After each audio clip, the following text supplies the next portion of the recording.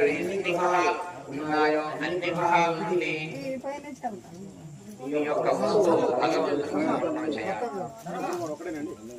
మీ యొక్క ధనాన్ని భగవంతునికి సమర్పణ చేయాలి.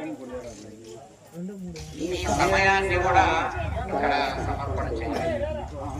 మీ త్యాగాన్ని ఇక్కడ సమర్పణ చేయాలి. మన ధనం అంటే మన డబ్బంతా ఇవ్వవలసిన పని లేదు.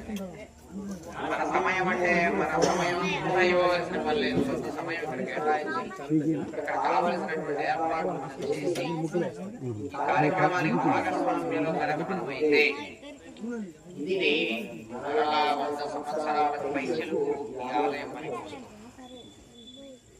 ఈ ఆలయాన్ని 2 రకాలు శిలతో నిర్మించుకోవాలా, సిమెంట్తో నిర్మించుకోవాలా.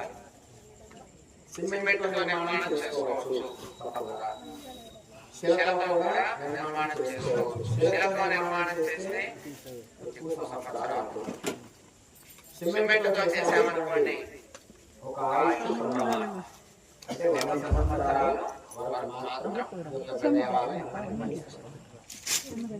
అయితే విగ్రహాలు పంచలో విగ్రహాలు శిలా విగ్రహాలన్నీ మంచిగా సంప్రదాయంగా తయారు చేయించుకొని ప్రాణ ప్రతిష్ఠాపన చేస్తే మనకి ఈ యొక్క ఆలయం